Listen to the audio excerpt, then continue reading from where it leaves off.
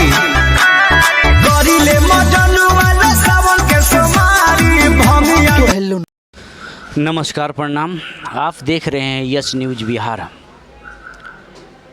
जो भी इस वीडियो को देख रहे हैं, इस वीडियो में आप सभी का स्वागत है।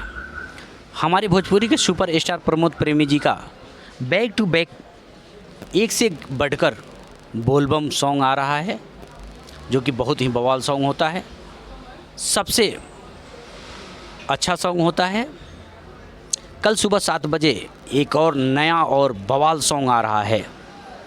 सॉन्ग का टाइटल है खुशहाल राखी भोला जी।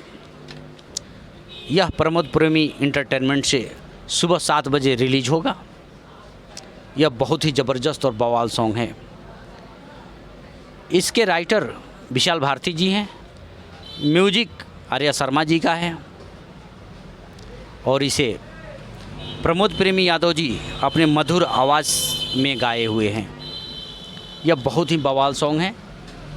तो आप लोग कल सुबह 7 बजे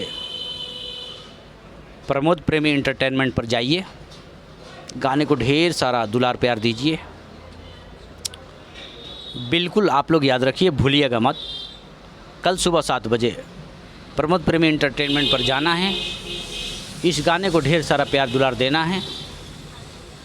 और साथ ही अगर आप हमारे चैनल पर नए हैं, हमारे चैनल को भी सब्सक्राइब कीजिए, ढेर सारा दुलार प्यार हमें भी दीजिए, ताकि हम आपके साथ सदैव बने रहें। जय भोजपुरी, जय बिहार।